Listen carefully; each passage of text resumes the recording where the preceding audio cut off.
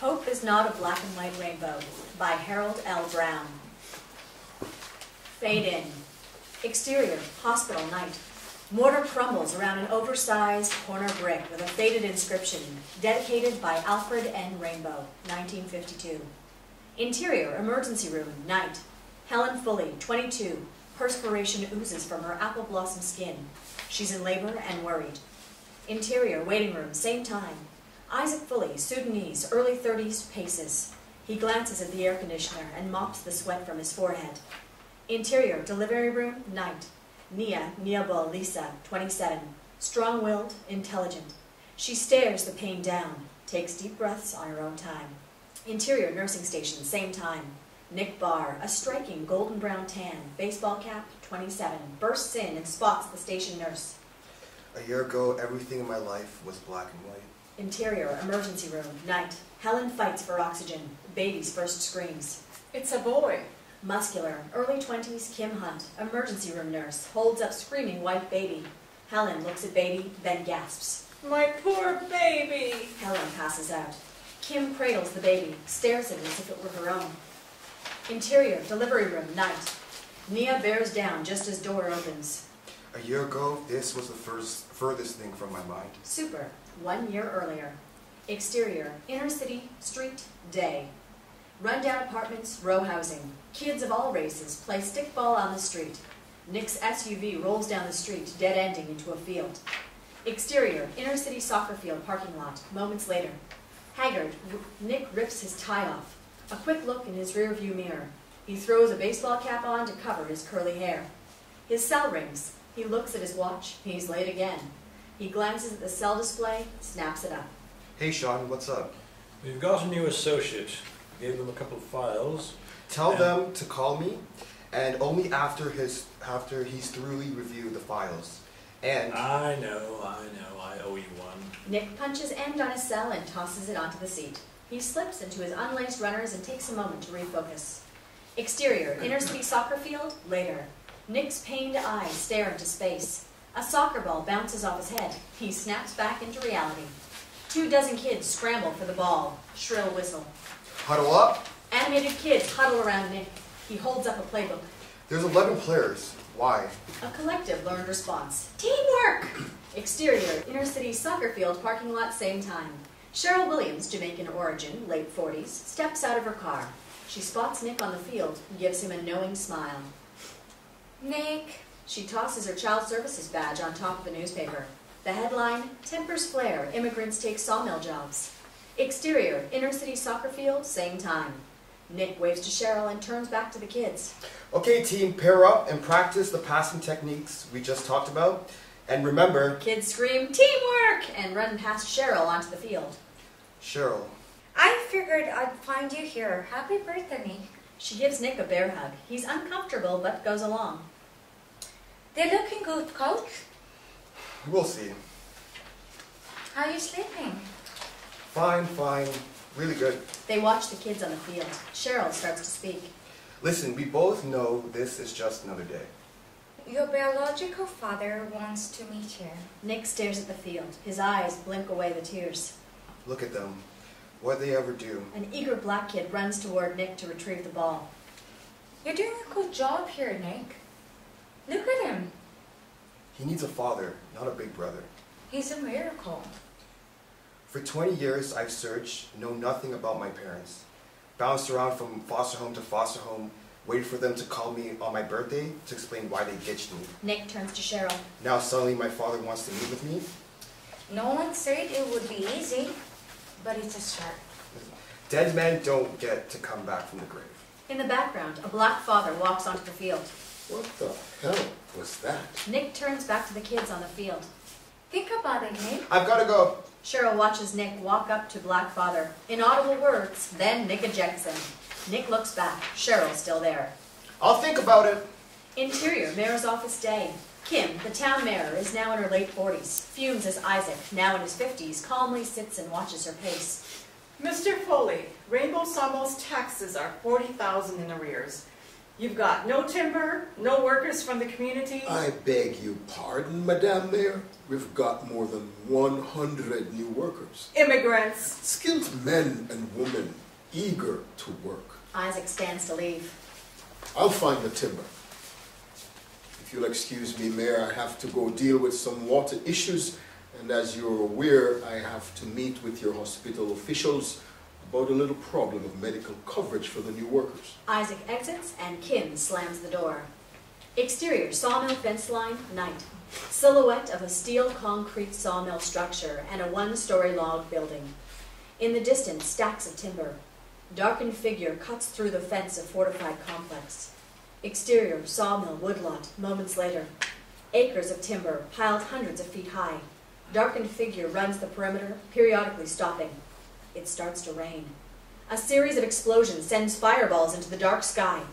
Exterior, heavily wooded area, later. It's raining harder, a scuffle in the darkness. Naya, get Zach and run. Flash, bang of a gun. Hooded darkened figure gasps for air as they stand over an unconscious man. Isaac. Darkened figure turns toward Zach. The rain pounds against the 6-year-old black boy's face. Fearless, Zach charges. Leave my mother alone! From nowhere, Nia jumps darkened figure. Leave my baby alone! Run, Zach! Run! Exterior, heavily wooded area, moments later. Darkened figure stares Nia. She's unconscious. Her blouse is ripped. Her skirt is torn off. The flash of lightning reveals the back of the darkened figure as it rips off his black hood and bolts into the forest. Interior, emergency room, later. Nia lays on a gurney. She is bruised and battered. She looks to her left to see Isaac. He's badly beaten. Mr. Foley! Mr. Foley! She struggles to get off her gurney and checks Isaac's pulse. Can we get some help here, please? No one hears her. No one responds. She collapses. Exterior, coastal business, day. Nick walks past a big gold-lettered sign. Coastal Business Advisors and Trust Limited, Vancouver, BC, a briefcase in tow. Don't give me that gray area crap. This is an open-shut case. He's on his cell phone, talking into a Bluetooth headset. We'll stop the bleeding, liquidate the asset, pay the debts. Remember, we take our 20% off the top. But Nick, Black and white, liquidate and pay. Nick punches the call terminate on the holstered cell. Interior, coastal business boardroom, later. Rookie associate fumbles through a briefcase as Nick and half a dozen suits watch. Sean Renfrew, a British import and partner, flips a file labeled Rainbow Sawmills Limited, Hope, BC in front of Nick. You gotta be kidding. I don't need an assignment in the backwoods. Give it to the rookie. You'd get some time for fishing. Nick pushes the file in front of the rookie associate. Owner died. They need someone to step in and operate the company. Make recommendations on disposal. Rookie associate nods while Nick smiles. He's dodged it. Nick flips briefcase open and distributes copies of a PowerPoint presentation around the table. who did this for you? You'll soon learn Nick doesn't rely on anyone. Sensing no one is watching, Nick tries to straighten his hair. He doesn't trust anyone. You're just jealous that I only need 4 hours of sleep at night. Some polite laughter. Interior, rejects bar, night. Becoming wasted, Nick slams his glass on the bar and catches female bartender's attention. They exchange a stare/glare. He points at his glass, empty except for the ice. Exterior, Nick's condo, night. Gated Oceanside community is in the Harbor Square district. Interior, Nick's living room, later. Nick tosses and turns on sofa. Haunting voices scream in his head, a reoccurring nightmare of events and voices. A white mistake. He's our son! Suicide. Nothing the police can do. He told us to take the boy. Interior, Nick's bathroom, day. Nick glances at himself in the mirror. No tan lines. Then he stares into the mirror at his curly hair. He instantly African zap and brushes the curls from his hair. Interior, Nick's living room, later. Nick works at his notebook. As he sips a coffee, he hears the newspaper hit the steps. He looks at his watch, 4:30 a.m. He nods to himself. Paperboy is right on time. Interior, Child Services Department, Cheryl's office, day. Cheryl pores over paperwork. Nick barges in. She jumps, sending a report flying. Nick's quick, he catches it. So what do we do next? He sneaks a quick glance at the report. Insert, caseload assignment, Cheryl Williams, Fraser Valley Region, Hope, BC. Cheryl grabs the report from Nick and tosses it onto the deck. What do you want to do? Nick's mind races as his neck cranes to look at the report. Your father suggested that, well, maybe you could write it? He lives in BC? Cheryl looks at the computer's report. Figures. Disgusted, Nick's seen the report. She flips it over. So what's his name? Write the letter, ask him. I'm not asking him anything.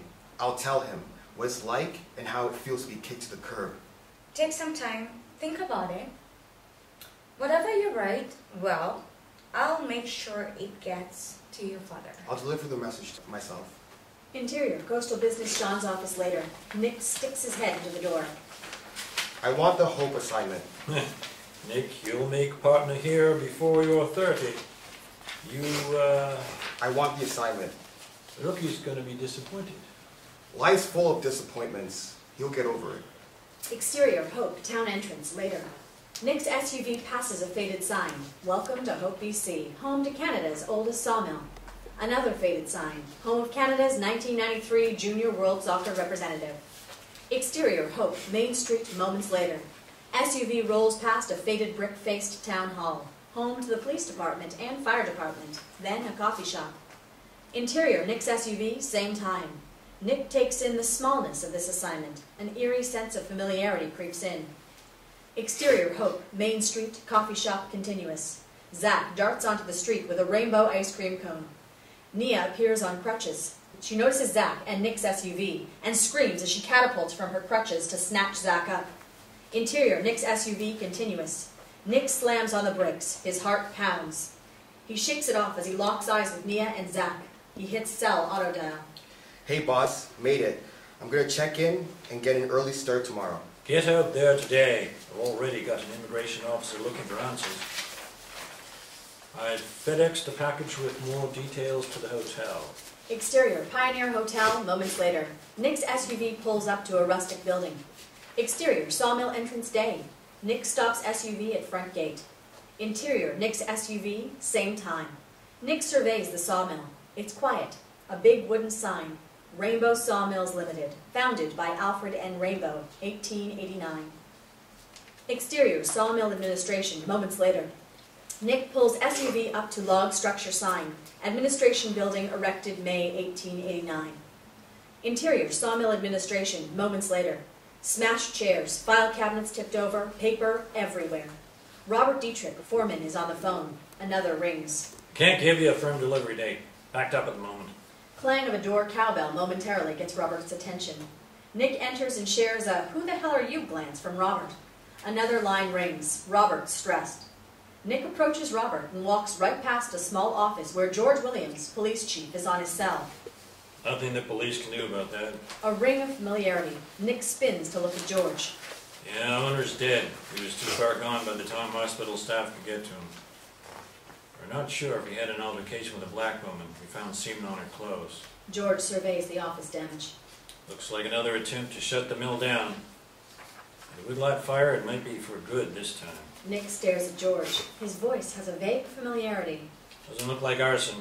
We think a lightning strike ignited the dry woodlot on fire. George notices Nick is staring, and gives a polite nod.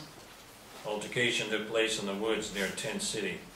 We're pursuing leads as quickly as resources will allow. Nick surveys the damage. He glances back out front door and notices handwritten sign, closed out of respect for Isaac Bully. Lloyd Charlie, band chief, local logging contractor, enters. Cowbell clang gets Robert's attention. More problems. Ignoring Nick, Lloyd lips straight toward Robert, still on the phone. Before the phone hits the cradle, Lloyd pipes in. The band council's met about renewing our agreement. Robert braces himself for the next words. The band's not prepared to sell any more timber to Rainbow Sawmills. But Lloyd, As band chief, I agree. we need the timber to survive. Your logging company needs us. Nick's eyebrows raise, a critical piece of information. I'm prepared to cut the timber down and let it rot to the ground before selling it to the mill. But As long as you let those immigrants steal our jobs at the sawmill, you'll get no timber from us. the mayor and I are finalizing plans to chain ownership. Lloyd finally realizes Nick's in the room. Who's he? Nick Barr, Coastal Business Advisors and Trust Limited, out of Vancouver. Robert steps in before Nick can shake Lloyd's hand. I'm the foreman here. Got any ID? With Isaac Foley's death, we've been appointed to oversee operations. By whom? The government. Standard operating procedure when a company's sole shareholder dies without a transition plan. I'll be managing things until a plan can be put into place. Robert shakes his head. Just what he needs. More meddling. I'd like to meet with you, but I've kind of got my hands full at the moment. George appears from office. Mr. Barr, just talked with your boss. We'll need to chat, but the mayor wants to see you first. Exterior, sawmill woodlot day. Nick walks the rows of burnt timber. He stops, kicks a burnt log. It sails. A momentary distraction. He kicks another, then pauses. He spotted something. He picks up an object, well burnt. It's a dynamite detonator. Exterior, town hall parking lot, day. A Matador red Lexus Sport coupe sits in between two stalls, one reserved for mayor, the other the police chief. Interior, mayor's office, same time. Kim greets Nick in the waiting area. Kim Hutt, part-time mayor of Hope, full-time nursing supervisor over at the hospital. Nick Barr. Coastal Business Advisors. Nick surprised. No secret in a small town. From what I can tell, Rainbow owes the town close to $40,000 in property taxes. Next assessment's coming, closing in on $80,000. Nick's eyebrows raise. Pretty significant tax bill. So any plans for the sawmill? Nope. No. Kim shakes her head no. No discussions with Mr. Foley, the mill foreman? No. No plans to recover the taxes? At some point, we need to act and protect our taxpayers. Step in. Seize the mill. Just taking care of the town's business, Mr. Barr. Nick's mind races to connect the dots. What's Coastal planning to do? Try to contain costs, generate some revenues until I can develop long-term game plans. Generate some revenue. Cut your losses. Turn it over to the locals. Town council wants this dealt with quickly. Interior, sawmill administration, day. Nick tries the door, then notices the sign. Isaac Foley Memorial Community Hall, 2 p.m. Interior, community hall, later. Basement room is full of Sudanese immigrant mourners. A sea of black men, boys, women, and girls dressed in white. Nick enters and notices a simple podium and a table with a lit candle and a framed photo of Isaac Foley. He's black. Nia, face bruised, limps to the podium. Nick momentarily seems to be a deer in the headlights. There's an inner spirit that shines through the bruises. I've been asked by all of you to say a few words. I will remember Isaac Foley. He's dead, but I will be his witness for the rest of my life. He will not be forgotten. Nia looks over to Zach, clean white shirt, dress pants cinched up with a belt that is too long. His feet dangle in a swing. He brought Zach and me to Canada, gave me a job. The rumors out there are rampant, but we all know the truth. He gave his life to save Zach and me. He's given all of us a chance. Crowd responds, amen. A reason for hope. Crowd responds, amen. To be a part of this community. Crowd responds, amen. We are not lazy people. We just want to walk. Crowd responds, amen. We want our children to play on soccer fields, not bloody battlefields. Crowd responds, amen. Nia notices Nick. He stands out in a crowd of Sudanese. Let's hope and pray that Isaac Foley did not die in vain. Crowd responds, amen. Interior, Legion, night. Nick nurses a drink in the shadows. He observes the people in a nearly full hall, straining to hear table conversations. Sir's fully right. I hear there's a will and he has a kid back in Africa. Grizzled white patron slams his drink down. Yeah, that's all we need. I might not have killed him, but if his kid shows up, Clean Asian patron slams his drink down. My job depends on the mill. No lumber and I'm screwed. Philip's working on a plan. Good old Philip, doing the mayor's dirty work. No, keeping the wife happy. They laugh. Grizzled white patron motions toward Nick. They tip their glasses toward Nick and order another round. Interior, police department, day. Nick shudders as he notices the wanted posters. Quick flashback. Small boy stares at wanted poster on wall. Back to scene. He shakes it off just as George enters to greet him. Come on, Mr. Barr, let's get out of here. Interior, coffee shop, later. George peels label off a juice bottle. These past couple of months, I've been totally under-resourced. George looks out the window. An RCMP car drives by. I swore we'd never call them in under my watch. Lots of anger, rumors. Killing, rape, jobs, worry. It's a tough thing for a community. Sounds like Vancouver. George shakes his head in agreement. Some say Foley attacked that black woman. Somehow she must have got his gun and killed him before passing out. Problem is, we can't find a gun. It's easy to say a black man must have done it. No white man would touch a black woman, right? Long black braided hair sways as young native male passes by. A local band? Well, it's certainly not one of them. Nick watches the native male fist bump a young white male. We've got RCMP forensics helping us out. Anything to develop leads on our rapist. Any leads on the office? Low priority. We've ruled out any links to the fire at the mill. Could be disgruntled former employees. There's no shortage of angry people. Nick pulls out a bag with blackened dynamite detonator. We can rule out a lightning strike. Tosses bag on table. And add this to the evidence. Found it at the woodlot. George looks at it, shakes his head. Ah, damn it. Our fire chief's not going to be happy this was missed. Holds up detonator bag. One of the problems in a small town, a volunteer fire department sometimes a little too eager to assign the early, easy probable cause. Add arson to the list. I estimate we're looking at $500,000 in lost timber. Little chance of salving anything other than burnt detonators. Interior sawmill administration, day. Nick uprights a desk as he surveys the area for things that might belong on it. He retrieves a nameplate, mail clerk. The clang of cowbell. It's Robert carrying a pile of mail. Bills. Just in time. Nick sets payroll clerk sign on another desk. Had hundreds in this community on payroll before Foley got this idea in his head to bring over a few of those immigrants. Nick stops working. People in the community, my friends, refused to work here, moved away. Now we have 150 mostly immigrants. Nick's eyebrows rise. Long story. I've got time. Robert drops mail into the mailbox basket and gives Nick a hand as they upright another desk. When I came back from serving Bosnia, Armed forces? 2 tours. Anyway, when I came home, found out Mom had failing kidneys, then Dad's heart started to play out. So what's a guy to do? You got to take care of him, right? Nick nods yes. This town is their life. My grandfather came here from Germany. He and my father both worked for the Rainbows. Must have been tough for them. John Rainbow was a prince of a man. Shame, killed in a sawmill accident and somehow fully ended up at a sawmill. Nick tries to upright a shelving unit. Robert steps up. When they die, I'm out of here. They stop to catch their breath. Robert motions toward the yard where immigrant workers mill around. You got some big problems here. Last group of workers, nearly 100, arrived from Africa just a month before Isaac died. Are they any good? I don't know. Sawmill's been slowly starved of timber. We cut back to 4 days, and then shut down for a month, then 2 months, and then we got timber, had no workers. The immigrants arrived, and Isaac was, well, so I don't know. Nick stares out into the yard.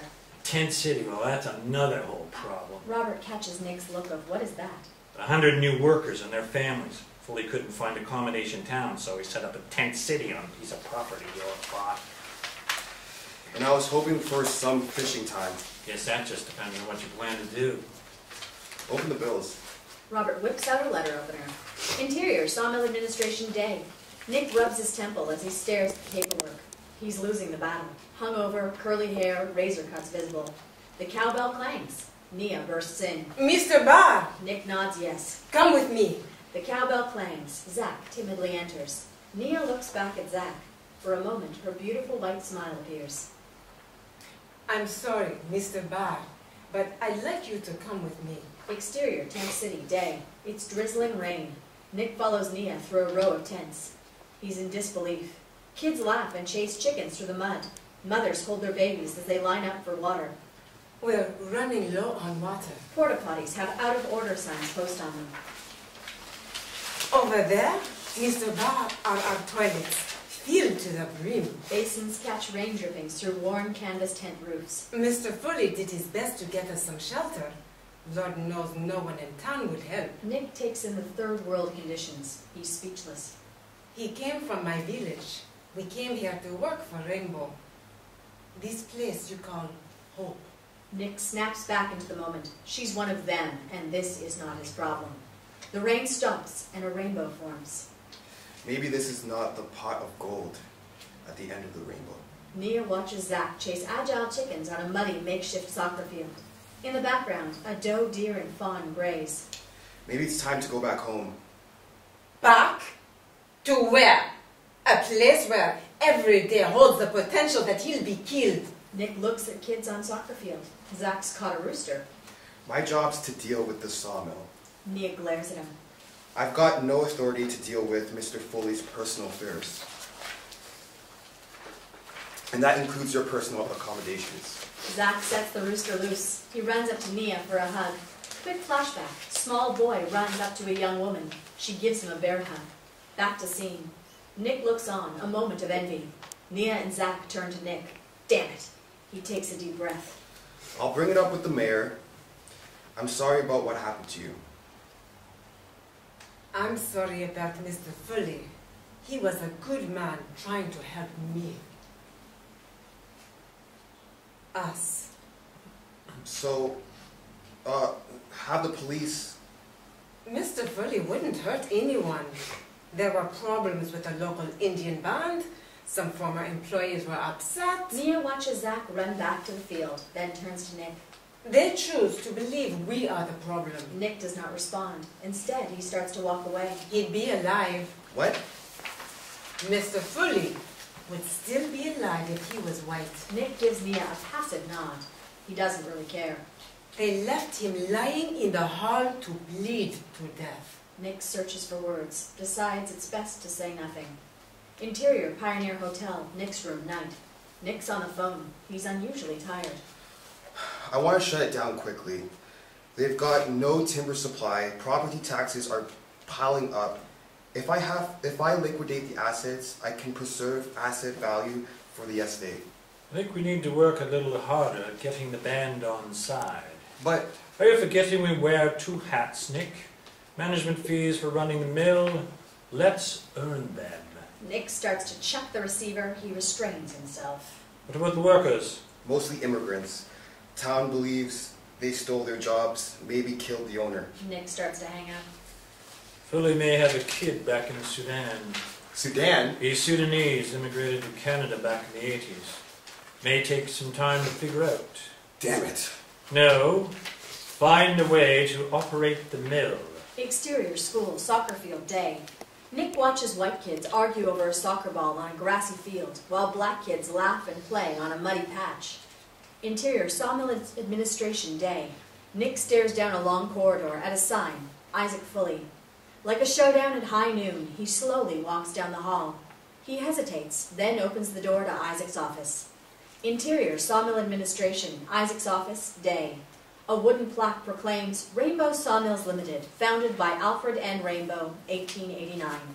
Photos capture the history of Rainbow Sawmills, picnics and sack races with native Indian, Japanese, and white families. Then Nick shudders at one photo, catches his attention. Insert. Photo of Alfred N. Rainbow, small boy, chief. Alfred smoking a peace pipe with an Indian chief, as wide-eyed small boy looks on. Nick slowly opens his wallet, unable to take his eyes off the photo. He pulls out a weathered, wallet-sized photo version. He hears a soft woman's voice. Never forget your heritage. Interior, Legion, night. Nick pounds the drinks back. Interior, Pioneer Hotel, Nick's room, later. A half bottle of rum sits on the table. Nick stares at the wallet-sized photo of Alfred N. Rainbow, small boy, chief. He hears a forbidding voice. You can work 80, 100 hours a week, drink all the booze in the world. It's not going to change what happened. You gotta let it go, or it's gonna kill you. Nick finishes a drink and immediately pours another. Interior, Pioneer Hotel, Nick's room, later. An empty rum bottle sits on the table. Nick, still dressed, lies on the bed, tossing and turning. Nightmare. Interior, Isaac's house, bedroom, night, 1989. Rain beats down on the roof. A flash of lightning illuminates a small boy hiding under a bed. Hands cover his ears. Inaudible voices, Helen's pleading, then... A white mistake. Interior, Isaac's house, kitchen, day. A young woman gives small boy a wallet-sized photo. Interior, Isaac's house, night. Small boy watches darkened figure peer into a bathtub. Interior, Isaac's house, later. Small boy watches a gurney wheeled to a vehicle. End nightmare. Room phone rings. Then Nick's cell rings. Nick struggles to wake up. He's sweat-drenched. He reaches for his cell. Nick Barr, Where are you? Nick glances around the room, spots the empty rum bottle. working. Not at the mill. Right, I'm working on some options. Source timber? Shut it down. Bust up the assets, sell them off. Nick holds cell away from his ear. Nothing. Hello? Get the mill operating. But Shut down is not an option. the air. I'm still working on it. The community's on a witch hunt. A rapist, a murderer, arsonist. Arson? I thought it was a lightning strike. Nick glances out the window. He rubs his sinuses. It's a dull, gloomy day. Maybe that's why they're acting up. No. Found a detonator cap myself. And now the band chiefs served written notice their contract's up. No more timber shipments to the mill. Guess you'll have to work harder to earn your fees. Give me an update once it's operating. Before Nick can respond, click. Sound of dial tone. Asshole! He tosses his cell, reaches for the rum bottle. It's empty. Interior, Child Services Department, Cheryl's office, night. Cheryl opens an email headed, Death of Natural Parent of Ward of Crown. The email text appears on her monitor. BC Coroner confirmed both biological parents deceased. Review contact orders for sealed record client 198907131. A few keystrokes in client 198907131 is up on her screen. Ward of Crown, client 1989071. Birth parent comments, do not allow contact with birth parents. Cheryl ponders what she will do with this information. Interior, Child Services Department, Cheryl's office, day. Cheryl closes a paper file and reaches for the phone. Exterior, Sawmill Woodlock, same time. Nick walks to the woodlock with Robert. His cell rings. He pulls it out to see Child Services Department displayed. Buyers? Government bureaucrats. Always trying to tell you what to do. He stuffs the cell back into a pocket. Interior, Sawmill Administration, day. Nick plows through paperwork. Phone rings. Nick Barr, Mr. Barr, Jack Williams. I'm with Immigration and Employment. Nick stiffens up. Now what? yes. Got an anonymous call. There might be some problems with Rainbow Sawmill's employment of new immigrants. Owner died, I just stepped in as a trustee manager. A condition of employment is immigrants must provide evidence of earnings, and as the sponsor, you're liable for all costs incurred by our government. Sponsor, liable. Mr. Fully sponsored close to 100 workers. Nick mouths, Jesus. The health department has advised their health premiums are more than 30 days in arrears. Well, Mr. Barr, arrears already. They've only been here a couple of months. This needs to be brought back into compliance quickly. or Deportation, fines, and you'd better hope they don't get sick. You're on the hook. Interior, Sawmill Administration, later. Nick slowly starts to open Isaac's office door. Clang of cowbell. Nia enters and spots Nick. Mr. Nicholas Barr. Nick. It's Nick, not Nicholas, Miss Lissa. Naya. All right, Naya. We're down to the last tank of water. Using the streams to wash, but we need drinking water for the children. Go to the store and buy some bottled water. With what, sir? Nick scratches his head and nods. We tried to get some credit until we get a paycheck, but No one will give you a credit? Naya nods yes. our paperwork is not in order for anything according to your officials. My officials. The hospital refuses access to medical attention. The names on the cards don't match our passports. The birth dates are wrong. The school tells us to come back another day. Clerks walk away from their tills when we approach, and we must wait while they take coffee breaks. Well, Miss Naya, at the moment I am trying to see if I can get everyone working. Naya looks out the window at the idle sawmill facilities. Some of the workers fear they will be forced to go back to Africa. That's what the town wants. Nick starts to speak. Naya whips around. I know our rights. We may just be these black Africans in this town, but you must give us 3 months' notice if you are terminating our employment. Nick tries to speak again. Mr. Foley guaranteed us 12 months' work and wages. Damn it all, another big surprise. Nick is really upset. For what? There's no timber to mill. Well, Mr. Barr, then I guess you'll just have to get some. Naya starts to leave. Between interruptions, that's exactly what I'm trying to. Naya hesitates, but does not look back at Nick. In between lining up buyers for the mill. It's a small town, Mr. Barr. Nick starts to speak. The cowbell clangs. Naya's gone. Interior Pioneer Hotel, Nick's room, night. Nick stares at unopened rum bottle. Interior Child Services Department, Supervisor's office, same time. Cheryl's in heated discussion with a mid-30s, by-the-rules, white male child services supervisor. His father's trying to contact him. Policy is policy. He's had enough bad breaks in his life. Child Services Supervisor shakes his head, no. He just wants to get closure with his parents. He doesn't even know they're both dead. Did his father sign a child contact order? He's dead. Interior Pioneer Hotel, Nick's room, later.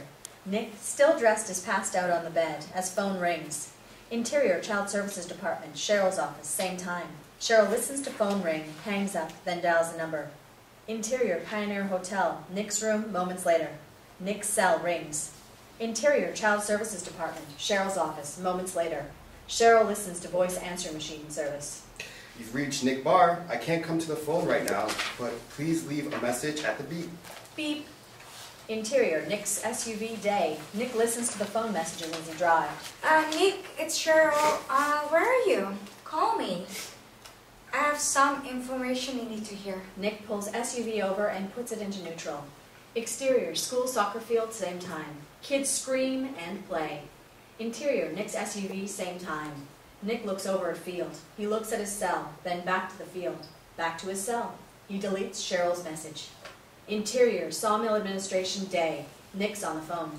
So what else can you tell me about Isaac Foley? We're waiting for Sudanese officials to get back to us. Nick starts to speak.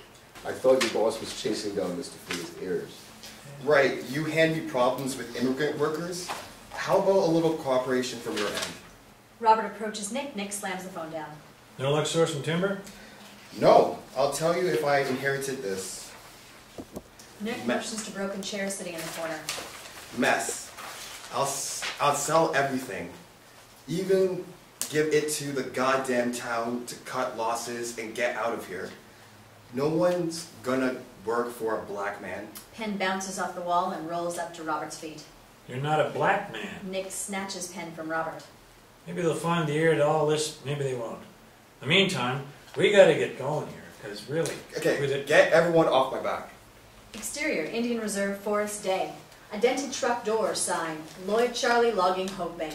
Chainsaws roar, long crack, crash, whoosh of trees falling. That's the last tree I'll cut down until I get paid. Get the chains. We'll winch it out. Band worker and Lloyd appear through the orange-needled pine trees. Worker throws chainsaw to the ground and walks off. Lloyd steps over the chainsaw and pulls a cable from front winch off his truck as Nick drives up. Can I give you a hand? Won't help. It's not for sale. Nick grabs the cable and pulls it to a fallen tree. It makes my job a lot easier. Lloyd stops the winch, takes his hard hat off, and wipes the sweat from his forehead. Just have to tell my boss we're not getting any timber. Time to move to Plan B. Plan B? Shut down the mill. For good. Stop the bleeding. Sell the assets. Nick surveys the trees, bare branches and orange pine needles. What are you going to do? Cut it all down before pine beetles destroy it all. A lot of wood. Firewood for the winter. A lot of jobs and money going up in smoke. Lloyd limps up to Nick and points at his bad leg.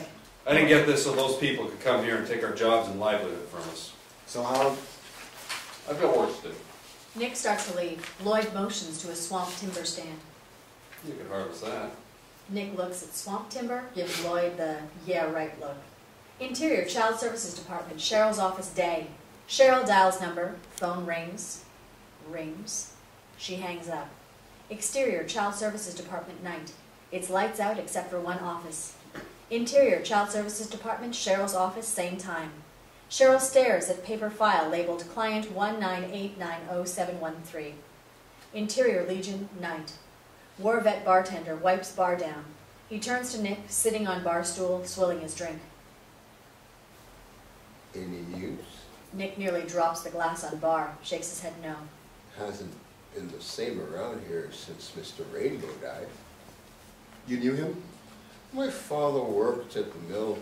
I used to deliver his newspaper. Nick motions to refill his empty glass. Did he have any kids? Double? Nick nods yes. Interior, Sawmill Administration, Isaac's office, day. Nick stares at the wallet-sized photo of Alfred N. Rainbow, small boy, chief. Robert barges in with an envelope.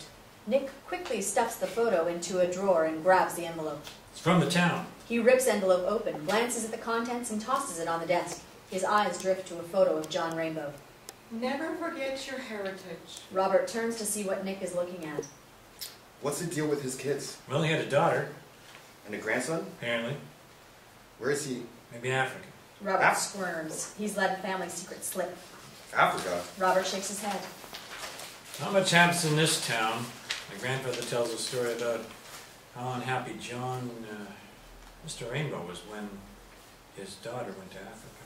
What happened? Robert clams up. What happened? Robert shakes his head. Grandfather made me swear to never tell. Robert quickly motions to the envelope. So what's the news? Just another reason to liquidate everything. Exterior, town soccer field, day. Kids scramble after a soccer ball on a rundown field. Nick steps out of his SUV and spots Kim on the sidelines. He does a double take. Her biceps stretch a t-shirt to the max. He approaches Kim. She appears not to notice him as she waves a clipboard and cheers the kid on. Mayor, Mr. Barr. hospital told me I'll find you here. Nick waves an envelope. She sees it out of the corner of her eye. This pretty much finishes the mill. Kim continues to watch the kids on the field. The band refuses to give the mill any timber, no new product lines. I heard something about that. We need a bit more time. In 1993, we represented Canada at the World Junior Soccer Championships. I think I saw the sign. Now, we can barely field a team.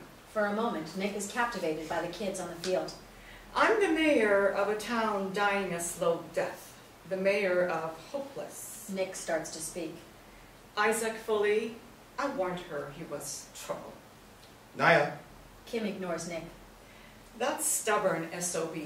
All he had to do was turn the mill over. to the town? We had investors who were prepared to pay the taxes, even had the workers if he sold. He brought in these immigrants. The old man's got to be turning over in his grave. Sounds more like you. The town, the whole damn community, put the squeeze on Foley, cut his timber supply, no workers. You could have saved the town now I've got buyers, for the mill. the assets. So, you're going to bust up the mill and sell off the pieces. Nick does not respond. The last nail in our coffin. You have the hammer. Nick spots immigrant kids on the sidelines. Kim notices. I've got all the kids I can coach. Nick spots 2 Indian Reserve kids playing on the field. They're not very good. Have you been out to Tent City? Seen those kids in action? Kim turns her attention back to the kids on the field. They need water. There's a river. It's a goddamn stream. Would you let your kids drink the water? Nick's hit a nerve with Kim. She starts to leave.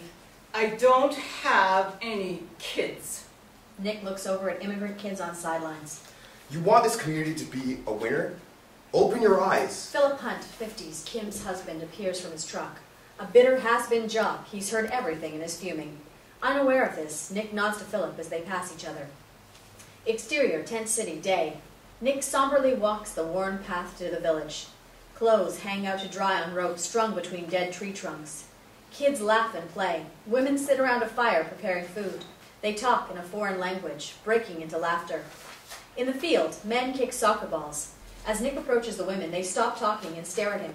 He clears his throat. Is Naya Ball listed there here? A rapid, brief exchange in Sudanese among the women. Clinic. Nick's uncertain what she's telling him. Niable. Frail woman nods. She's at the medical clinic?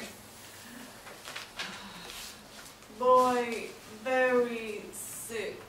Nick shakes his head. Interior medical clinic day. Waiting area full of immigrant mothers with sick children. Naya holds Zach. She periodically checks his temperature. Stressed lone clinic nurse is on the phone. We need the doctor now. No one sees coming. At least 4 hours. Everyone hears those words and stares at clinic nurse. Exterior medical clinic, same time. Siren blares as old ambulance pulls up. Interior medical clinic, moments later. Native attendant works by himself to wheel banned elder patient in. Naya watches on. Goddamn equipment. Clinical nurse looks down her nose. He stopped breathing twice. Clinical nurse does not budge. We need more oxygen. Doctor's not here. He's a banned elder. I don't care who he is. Naya jumps up. She checks for a pulse. She pulls the oxygen mask off and listens for breathing. We need oxygen. Now! Banned elder patient gasps and fights to speak. I don't want her. Banned elder patient passes out. Naya checks for a pulse. He's in cardiac arrest. Where's the defib cart? Naya locates the defib cart before the clinic nurse can respond. Interior medical clinic later. Native attendant packs up medical gear. He looks over at Naya. Zach lays beside her as they still wait to see a doctor. You saved his life. Zach holds his tummy and groans. Just doing what anyone would do. It'll mean a lot to our council. Native attendant closes up his bag. He pauses for a moment and turns to Naya. A tear wells up in his eyes. I'm always so grateful. Naya looks puzzled. He's my dad. I told him the council needed to push hard for ambulance funds. Naya gives him a knowing smile, then turns to Zach. A look of determination sets in. She heads toward doctor's office. Exterior, Pioneer Hotel, back door night. Hooded, darkened figure appears, carrying red gas canister. Interior, Pioneer Hotel, Nick's room, same time. An empty rum bottle on table. Nick is in alcohol-induced sleep. Interior, Pioneer Hotel, hallway, moments later. Darkened figure reaches inside pocket and pulls out a coin. A quick flip and coin rolls across the floor. Exterior hospital, same time. Naya exits. She's tired. Exterior, Pioneer Hotel, moments later. Windows shatter. Flames shoot out of a second-floor window. Exterior, Main Street, same time. Naya smells smoke. She notices flames. Interior, Pioneer Hotel, Nick's room, same time. Smoke curls in under the door. Interior, Pioneer Hotel, front desk, moments later. Naya pounds bell. No one responds. Interior, Pioneer Hotel, hallway, moments later.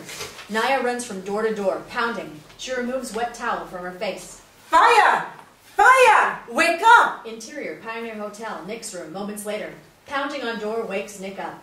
Groggy, he crawls from bed. Fire! He crashes into a table, then scrambles toward the door.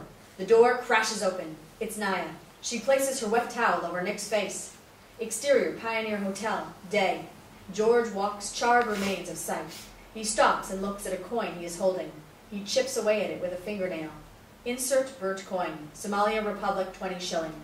Philip steps up beside George to survey the damage. He wears a fire chief helmet.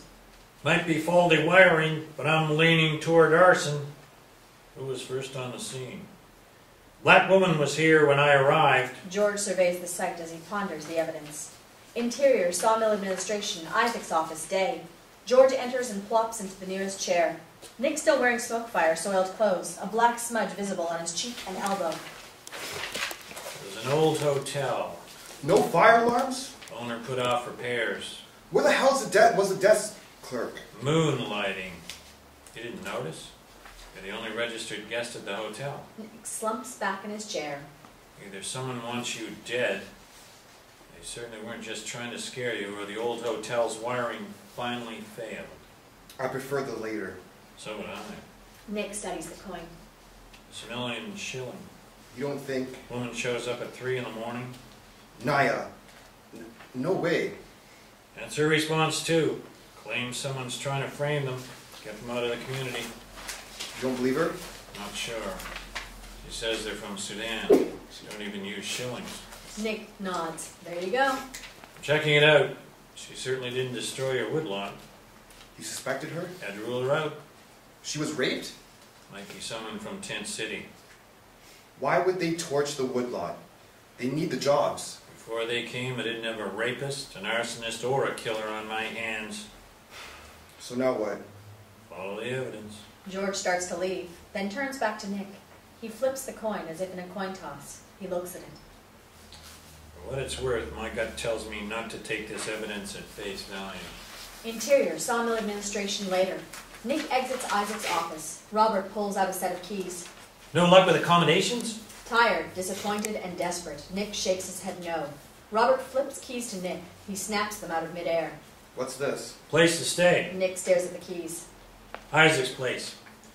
He's dead. You're busting up the mill. No one in town's going to help you. They certainly don't care who stays at his place. Nick jingles the keys as he contemplates his next move. Just learned fully assigned it to the sawmill to use as collateral on the Tent City land purchase. Guess I might as well get familiar with all the Rainbow assets. Exterior, Isaac's house later. Nick walks towards the old, majestic brick structure. Momentarily distracted by a haunting familiarity, he slips on a crack on the sidewalk and rolls on the grass. Flashback, exterior, Isaac's house, day. Small boy, curly hair now visible, slips and falls. Interior, Isaac's house, kitchen, day. Young woman puts compress on young boy's scraped knee. End flashback. Nick stares up at the faded double doors. My poor baby. Let's get you inside and find a bandage. Nick recoils at the sound of her voice. Interior, Isaac's house, bedroom, night. Nick sits on the edge of a bed. He's conflicted. He takes a drink. He stands. He cracks curtains open. A deep breath, he peers out at the front door. Lightning streaks across the sky. A crack of thunder. Interior, Isaac's house, bedroom, later. Lightning flashes. A crack of thunder. Nick tosses and turns on the bed. Nightmare, interior, Isaac's house, bathroom, night, 1989. It's dark. The outline of a lifeless body in bathtub. Their eyes stare at the ceiling. Interior, Isaac's house, bedroom, night. Lightning flashes. Small boy pushes a gold coin into the crack of the floorboards. Loud crack of thunder. End nightmare. Startled, Nick wakes up and jumps out of bed. He inadvertently kicks the throw rug under the bed. Lightning flashes. He sees a glimmer between the floorboards.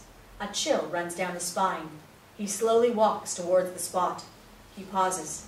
Another flash of lightning. The glimmer flashes in his eyes. He falls to the floor and frantically works to pull them out. Interior, Isaac's house, bedroom, moments later. Nick thrusts a knife into the crack of the floorboards. One quick snap of the wrist. The item pops out. It's a coin. Insert gold coin. Gold sovereign of George III, 1820. Interior, Isaac's house, kitchen later. Nick sits at a table, mesmerized by the gold coin. The curls in his brown hair are more visible. After a moment, he picks up a photo. A young black man, certainly could be Isaac, the man pacing earlier at the hospital, and the young woman with stronger resemblance to Helen, the woman giving birth to boy earlier. A knock at the back door of the kitchen. Nick nearly jumps out of his skin. Another knock. Nick hesitates. Nick? Anyone home? It's Naya. Nick springs up and opens the door. Zach is with her. I thought you could use a meal. Nick starts to open the bag. A little rice, vegetables, few things I had. You didn't have to do this. Just a hunch. Looks like I was right. Nick glances around. No evidence of any cooking. Everything is in its place. He finds reason to smile. She's right. So how are you doing? Naya sighs.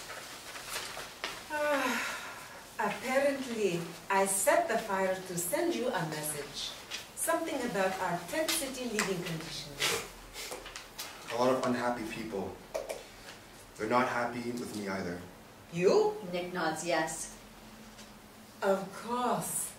The buyers. Naya picks up a photo of young black man and white woman. Is that Mr. Foley? It might be. Found it in his bedroom. Who's the beautiful woman? I haven't got a clue. She places photo back on kitchen table. Zach looks up at her. She ruffles the curls in his hair, then notices Nick's hair. Naturally curly? Nick looks on in awe of the strong bond Naya and Zach have. Perm. Growing it out. Looks great with the tan. Nick looks at his bare arms, suddenly becomes defensive. Tanning bed. We should go. Did the town bring in more water? Naya's smile goes south. She gets serious. No. Night of the fire, After 6 hours of waiting at the clinic, I took him to the hospital. Diarrhea, fever, they finally agreed to keep him in. Naya starts to leave. Thanks Naya stops and nods, then starts to leave again. for everything. Naya turns back to Nick. You probably saved my life. Thank him. He's the reason I was there. He's the reason I'm alive and here. Unaware they are talking about him, Zach grabs Naya's hand and anxiously drives her out of the house. Exterior sawmill woodlot day. Nick walks with less than enthusiastic prospective buyer. Inventories of potential tax write-off. Nick points toward the sawmill. As for the real benefit, equipment virtually new. Even after dismantling it and moving it, you'll save $1 million in startup costs. Potential buyer's interest is growing. Interior sawmill administration, same time. Kim vents anger at Robert. Stop him! He's pitching a deal right now. Sawmill be gutted. Production line's moving out of here. We're not starting over. We've got to find a local buyer. Like that's going to happen. Phillips, Volunteer fire chief? with volunteer fire chief with special powers. Unless you have a better idea, I'm going to. Going to what? Work the back rooms, fan the rumors about who killed Foley? The rape? The fire? I hope you didn't have anything to do with setting the hotel fire. What? Desperate people do desperate things. Certainly makes the town's fire chief feel needed. I'm a nurse. The mayor. Mill owes back taxes. The town will go after the mill. Foley's estate. This house and the goddamn tent city. It's a fire hazard. Philip will shut it down. Right. It's a health hazard. I'll get public health to shut it down. We'll do whatever it takes before they find Billy's kid. Robert finds reason to smile. Well, Mayor, Nick, his company, they've not had much success in locating the kid. Good. Resolution's going to town council. We're going to freeze the assets. It's the town's legacy. Certainly be tougher to sell the production line. Kim smiles. Cowbell clangs. Nick enters as Kim brushes past him. He pauses, then stares out at the sawmill. It's quiet. Exterior, tent city, field, same time. Immigrant men bound through tall grass, chasing a soccer ball. Interior, sawmill administration, moments later. Robert hangs up the phone. More orders? Robert nods yep. Told them they're in the queue. Screw the queue. Nick turns back to the empty, quiet yard. Exterior, tent city, stream, same time. Young immigrant man mops sweat off his forehead. He surveys the forest, then looks at men splash water on their faces. Got to work. Wise immigrant man gestures to the meadow in the forest. Look at it. Hear that? Young immigrant man gestures to tall stand of trees. No work. No bullets. I can't feed my family. The water's making them sick. No money, a tent. No bullets. There's more than one way to die. No bullets. Young immigrant man's not buying it. I want to live and die in a place I can call my home. Well, son, you are home. God created a world that is home to all. Exterior, tent city, field, day. Nick's SUV drives up to a well-used piece of land. Once tall grass is now dried grass bed. Interior, Nick's SUV, moments later. Nick glances at rear seat. Damn it. Naya's dirty care package dishes are on the floor. He tosses dishes into a bag. Kids yell, "Pass it!" Nick turns to watch. A smile appears. Exterior, tent city, field, continuous. Naya blasts her whistle and waves kids in. Zach's in the lead, hogging the ball. He handles the ball extremely well. Zach, you got the whole team to play with.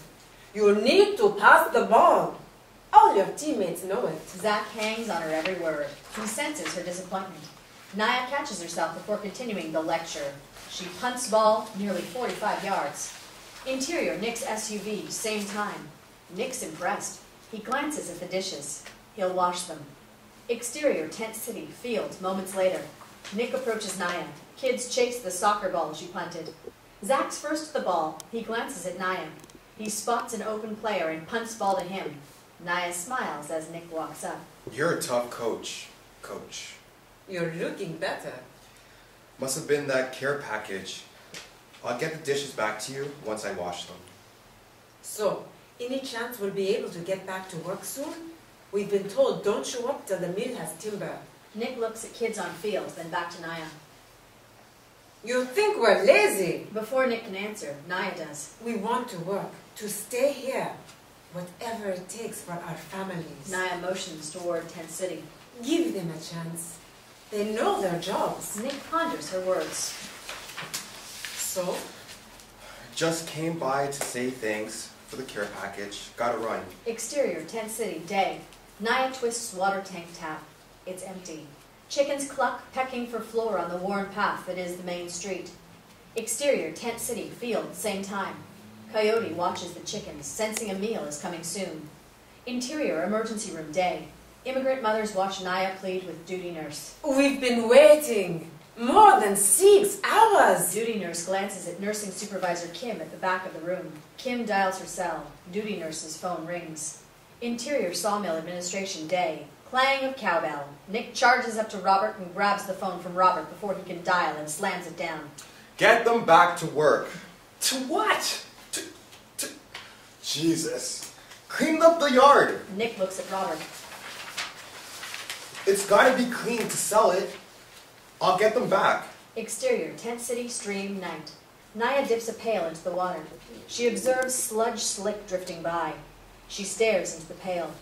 Bush rustles. It startles her. A timber wolf appears. They hold each other's eyes. A moment of unspoken understanding.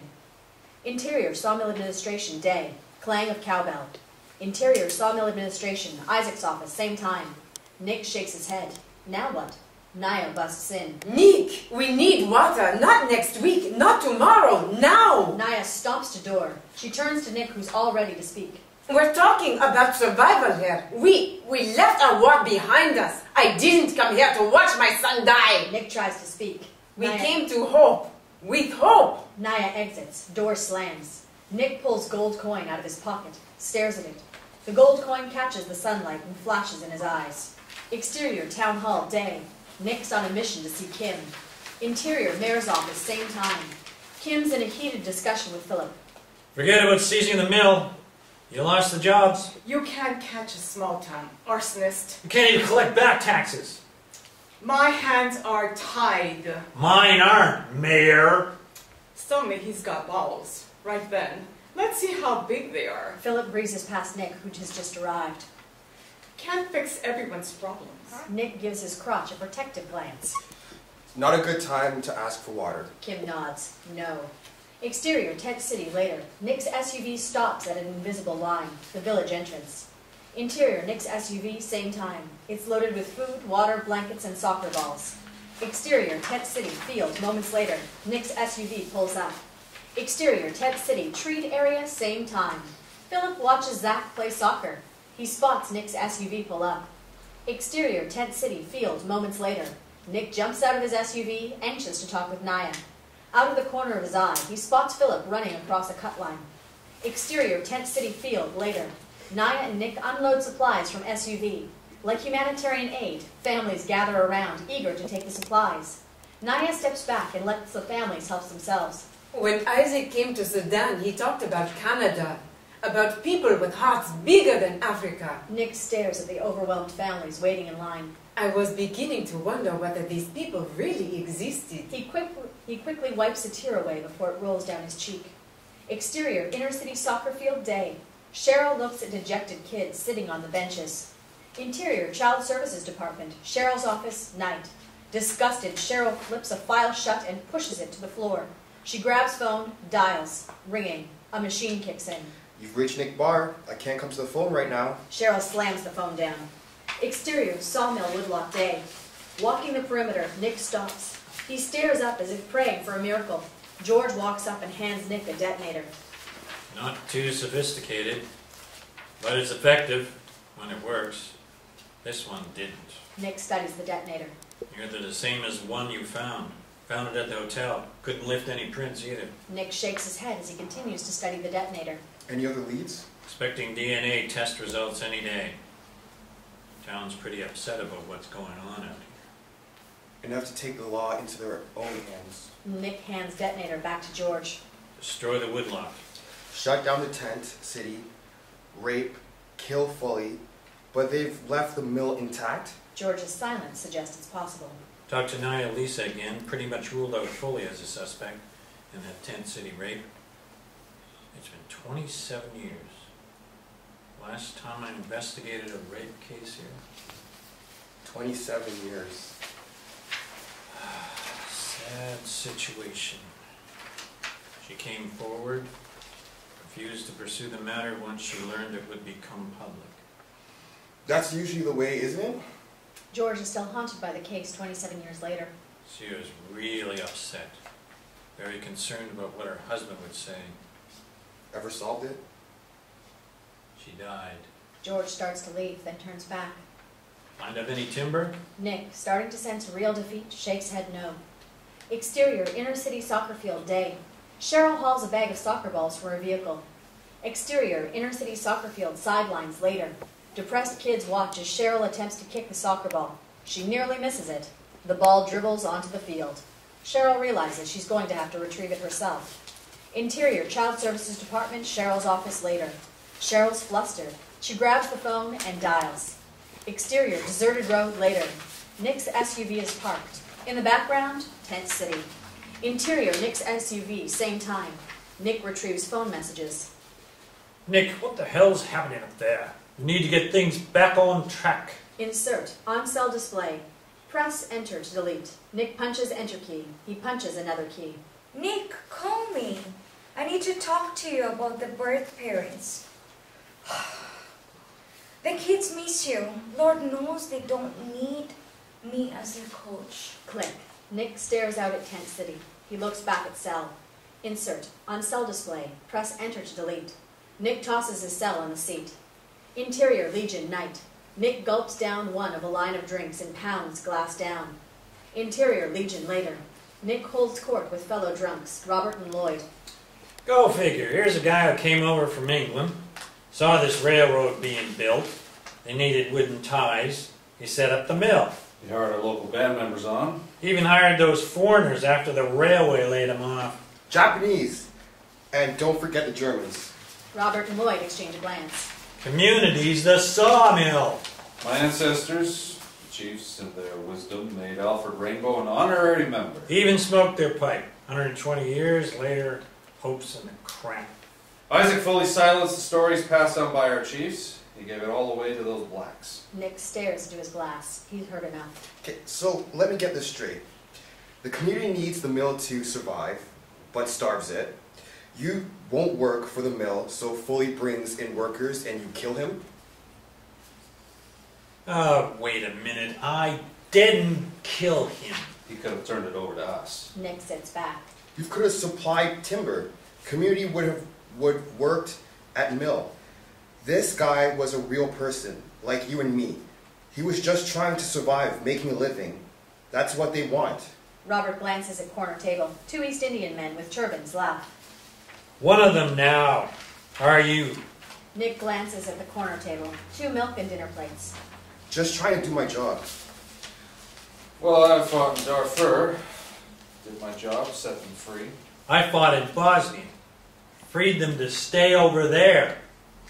Maybe this is a place they feel safe for the first time in their lives, where they can eat a meal without the fear of being killed.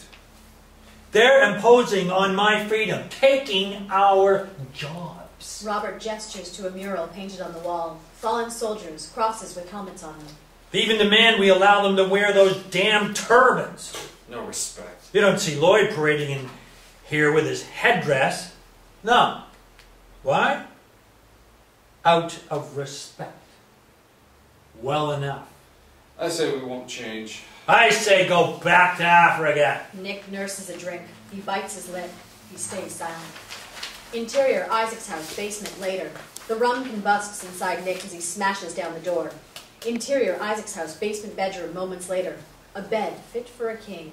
In one corner, a stack of boxes. In another, photos. Series of photos, an unknown family. John Rainbow, young girl and woman in happier times. Young girl wearing knit sweater, jacket, and sitting on Alfred N. Rainbow's knee. He's in his 90s. Young girl wearing oversized checkered lumberjack coat in front of Rainbow sawmills. Young girl poses with another young girl as they play dress up. young woman in convocation gown. Back to scene. Nick pulls closet door open, dresses drape off hangers. He does a double take and zeroes in on a knit sweater jacket. It's the one the young girl in the photo is wearing. Nick reaches for a sweater jacket button as it falls off. He notices a box marked Helen, clearly hidden away. Interior, Isaac's house, basement bedroom later. Contents of box are spread out on bed. The realization and affirmations of the people in the photo sets in for Nick. Series of shots, box contents. Photo of young woman, Helen, and small boy, Nick. Photo of young girl, Helen, and another young girl, Kim. A gold coin. An envelope addressed to Helen. Nick takes gold coin from his pocket. He picks up the gold coin on the bed and holds them side by side. Insert 2 gold coins. Gold sovereign of George III, 1820. An exact match. Nick studies the photo of young woman and small boy. He moves to pick up the envelope as he sets the photo down. He's torn. Open it or not? I have to go away for a while. One day you'll understand. Nick rips the envelope open and studies the contents. Insert letter. My dearest Helen, these 3 coins were given to me by my father, your grandpa Alfred. While I know you will have the sawmill one day, I wanted you to have something that is very personal to me. I hope you'll be able to pass them on to your son one day. With love always, Dad. He flips photo of 2 young girls over. It's inscribed H, best friends now and forever, love K. He turns to the closet, the sweater jacket visible. He slowly approaches the closet and takes the sweater out. He holds it, embraces it, and breathes in its scent. Interior, Child Services Department, Cheryl's office, day. Nick and Cheryl sit in silence. He looks disheveled. I'm glad you're here. I don't think I can keep up with this regime with the kids. I know who my mother is. Cheryl's guardedly relieved. Nick waits for her to respond. Dumb bureaucracy, red tape. There's a do not contact order enforceable in the courts. My father was trying to contact me. How does it feel to play God with a person's life? Your mother is dead. Nick nods. He knows. Your father is dead. Nick slumps back in his chair. Nick. I think I could have saved her. Nick, you were 6 years old. Who's my father? Cheryl's surprised. He doesn't know. Your mother was married to Isaac Fulling. Not a black man from Sudan. Cheryl's surprised. A black man. You did know fully was black? She grabs the file and opens it. She flips through contents, then pauses, nods, and closes it. She glances at the color of her Jamaican skin as if she'd never noticed or forgotten. He's listed as your father on the birth certificate. That's not possible. Cheryl starts to reopen the file. Nick stops her. I don't know what to say. Nick fights back tears. He jumps to his feet and explodes. She must have been married before. Cheryl shakes her head no. Had an affair. Cheryl steps up beside Nick. They stare out the window. Exterior, Child Services Department, same time. Female Child Services official escorts a frightened little white boy up the steps. Interior, Child Services Department, Cheryl's office, continuous. Nick turns to Cheryl. How did she die? Cheryl shakes her head. She doesn't know. When did she die? Before you came to Child Services. Why would a father send a 6-year-old boy who's lost his mother's away? Cheryl appears saddened. She has no answers for this. Just proves he's not my father. Putting a child out for adoption is the most heartbreaking decision any parent can make. No parent makes it lightly. It requires courage, love, and selflessness. Adoption? Right. Just a process for discarding unwanted mistakes. They always get a bad rap, become some version of the evil parent in fairy tales. Then they die. He had feelings. He did not forget you. Nick shakes his head. Not possible.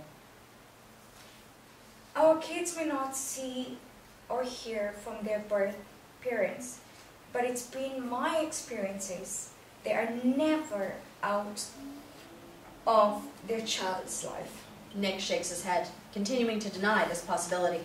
I just can't believe any parent would just give away their kid, no matter how bad he is. It's complex. It usually has more to do with the parents' circumstances than he does with the child. Unfortunately, the child often spends the rest of his life beating himself up. So you're telling me they are only worried about themselves? The exact opposite. They want their child to have a better future than the one they can provide. Nick thinks about the long journey he's been on. I didn't need him to make it. He died in my life a long time ago. Just wanted to tell him that. Nick continues to leave. Nick, how do you find out about your mother? Does it really matter? Case closed, right? Nick leaves. Interior, Coastal Business, Sean's office, day. Nick meets with Sean. I was just about to send the rookie out. Nick tries to laugh it off. So when are you going to turn out some lumber? I've got a potential buyer from the production line. Wrong answer. Sean, very upset. We've got to sell the sawmill. Stop the bleeding. What's going on here, Nick? Nick shakes his head. Nothing. Well then try harder. This damn heir to the estate thing is going nowhere. You heard anything in town that would help us out? Nick shakes his head no. It seems to be a mystery for them, too. Apparently Isaac fully married the owner's daughter. Some people in town seem to recall they had a son. You've been holding out on me. Why didn't you say something sooner? Feel the speculation, rumors. The only thing I know for sure is that Foley's black and he's from Africa. Sean's momentary euphoria goes south. Exterior, sawmill woodlot, day. Bem, Sudanese, 40, swings an axe like it's a toothpick. Snap. A charcoal log breaks in two. He chips away at a blackened end of the log. It's black all the way through. Interior, sawmill administration, same time. Nick watches Bem some 200 yards away. Exterior, sawmill woodlot, later. Bem swings an axe. Crack. The log is black all the way through. Exterior, sawmill woodlot, later. Bem's at far end of timber pile. He swings the axe. A smile appears. Exterior, sawmill administration, same time. Nick exits. He notices Bem still swinging the axe. Exterior, sawmill woodlot, moments later. Bem chips away at bone white end of the log. Nick approaches. What are you up to? Just checking salvage, boss. Nick extends hand. Bem hesitates, then shakes Nick's hand. Nick's hand looks pale compared to the darkness of Bem's hand. Name's Nick. Bem, sir. Nick studies the exposed log Bem's just chipped away at. 56% of logs in north end of the lot can be salvaged. Nick surprised. I've seen worse. Really? Tree plantation I worked on was set on fire by the soldiers. They just poured gas on it and left. Bem swings axe again, exposing more bone white wood. After the fire, we stripped the burned layer off the wood and used it to build houses. Nick shakes his head. The soldiers, they came back very angry. They burned down the houses. Now that's persistence. No, persistence is taking the ashes and mixing them with mud to make bricks and rebuild the village. That showed them. They came in with their big equipment and bulldozed the village to the ground. Then what did you do? Came to Canada, boss. To hope. Nick reels in astonishment. His problem seems so petty. Exterior, sawmill woodlot, later. Nick swings axe. Crack. Bone white, fleshy wood stares back at him. Determined to prove Bem wrong, he walks a few feet, swings axe. Crack. More bone white wood stares back at him. Maybe he's right. George walks up. Something's different. Then Nick realizes what it is. George shaved his beard off, leaving a mustache. Flashback, interior, Isaac's house, night, 1989. Small boy peers through an open window to see a young George, police officer with a mustache, on police radio. End flashback. Just thought I'd let you know we got the DNA results back. No matches. George starts to leave when Nick calls out. That rape case was 27 years ago? Was it Helen Rainbow? Helen Foley? How did you know? As trustee, I make it my business to know everything. Interested in a job with our police department? What really happened to Helen Foley? She committed suicide. Nick drops the axe. He feels the need to defend her honor. Maybe she told her husband and he couldn't accept it. More likely she couldn't get past it. Fully killed her to get control of the mill? Some people tried to fan that rumor, in fact. I told them if they didn't stop it, I'd have to arrest them. Someone killed her. George emphatically shakes head no. Kim called me and I was first on the scene. Kim? She was Helen's best friend. Said Helen called her and was very distraught. Why would she do it? Not sure. Heartbreaking. They had a kid. What happened to the kid? Left town for a few years, came back, and last I heard he ended up living somewhere else with an uncle or aunt or something. Nick's mind races. Exterior, town hall day. Nick's SUV pulls up. Interior, Nick's SUV, moments later. Nick pulls out a photo of the two young girls. He studies the inscription. H, best friends now and forever. Love, K. Interior, mayor's office later. Nick's pressing for information. What's this got to do with the mill? Helen was married to Isaac. He owned the mill. We're trying to... He didn't earn that right. Her father was killed by a flying saw blade. Then she died. And fully gets the mill. We had him. He was a landed immigrant. Couldn't hold assets. That's right. Found out he's got Canadian citizenship just before she died. For a moment, Kim seems to be transported back in time.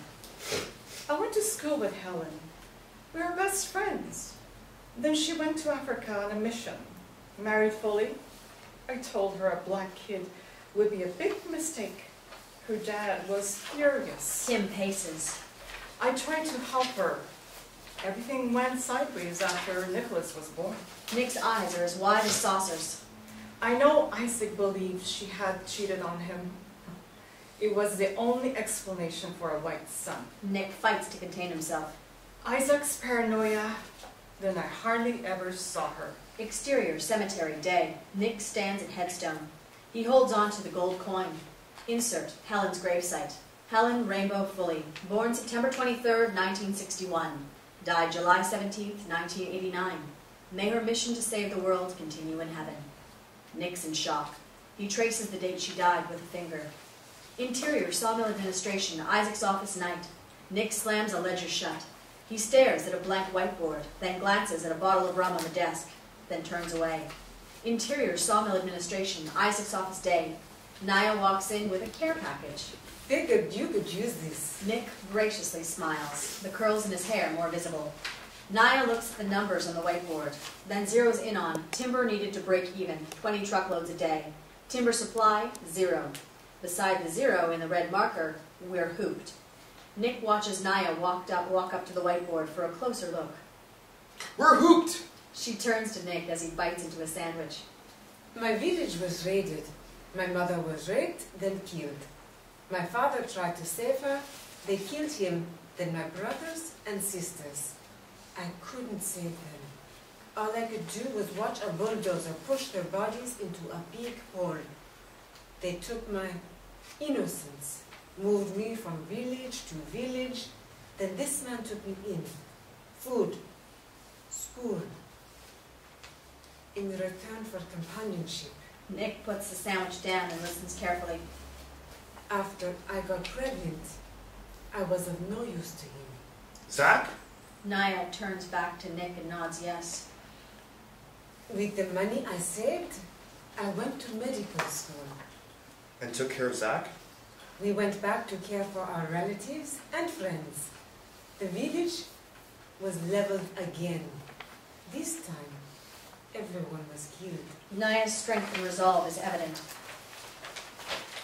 Except for them, Zach, a few of us. Naya takes black marker, writes got and strikes out O and D, changes R to a V to form phrase, we've got hope. Hope, Nick, hope. It's all we got, and it's all we need. Nick stares at Naya. His life problem seems so insignificant. Have you talked with them? I don't think... You think everyone from Africa uses stone axes and hunts with a wooden spear? Nick acknowledges she's right. We talked about salvaging burnt wood. What about the swamp timber? What about the swamp timber? Let's go. As they start to leave, Naya motions to Nick's hair. Sure that's not natural? Nick does not respond. Exterior, Indian Reserve, swamp, day. Bem walks through swamp with Nick and Naya. We make a swamp road with those. Nick's having a hard time believing what he's hearing. With the rainy season, many of our tree plantations are harvested in the water. I'll handle the weight. Yes, boss. We cut the trees with chainsaws, drag them out over log roads with wide-tired skidders. Bem points out to the forest and a cut line. Trucks can haul timber out there to the mill. Nick looks at the cut line. He steps closer to Bem. 20 truckloads a day? 10 to 15. And the salvage timber from the woodlot, and we get pretty close. Bem walks away. Naya chuckles to herself. What? Naya gestures. Nothing. What? Peace. Bem, his name means peace. Well, Bem may have just given us the key to a little piece here. Nick turns to watch Bem walk away. Exterior, Indian Reserve, swamp, later. Lloyd laughs hysterically as he points to the swamp. You're losing it, Nick. Have we got a deal? Lloyd stares at Nick's hand. He's serious. He shakes Nick's hand. As Lloyd walks away, he yells over his shoulder. No rush on the down payment. Nick glances back at the swamp. He looks towards the sky. Hope. I hope I haven't lost it. Interior, coffee shop, day. Nick salt and peppers his eggs as he pitches a plan to Robert. Nick. We just need to get the equipment. Robert nods. George approaches to their table. Got a minute? Nick hesitates. Update on the case. Robert stands, nods to Nick, and gives his seat to George. George immediately sits down, leans in. No need for Miss Lisa to worry about getting pregnant. Rapist got problems. Low sperm count, low motility. The bastard's sterile. Helen Rabo's my mother. George is not surprised. Obvious? Mrs. Rainbow, your mother. You want to talk about this? Nick thinks about it for a moment, then nods proceed. After she was raped, a few days passed. She had bruises. Told people she fell. Nick's mind races. I recommended she get tested for disease. You know, pretty basic stuff. Did she? I was young. Wanted to prove I was good. Had a friend at the hospital run some tests. George's guilt is evident. Told her she didn't have BD, but she should get tested for pregnancy. And? She was terrified. Her husband, her father, the community. She wanted to put it all behind her. Kim tried to help her. A look of "you ain't heard it all" comes over George's face. What? Like I said, I was young. A few days had passed. Some tests were inconclusive. But it's possible the rapist was sterile. Did my mother know? She didn't want to pursue it. She didn't authorize those tests. So, You closed the file? Nick's mind races. You think it's the same guy? been looking for a break for 27 years. Nick starts to leave. She came in to see me just before she Flashback, interior. died. Flashback, interior. Police Department, day, 1989. Small boy watches young George, police officer with a mustache, escort young women with Helen's features into his office. Small boy turns to look at wanted posters on wall. Young Kim enters to see office door close. She spins around, notices small boy, and quickly exits. End flashback. Nick turns. George has got his full attention. Said she was sorry she didn't pursue the case. You were with her.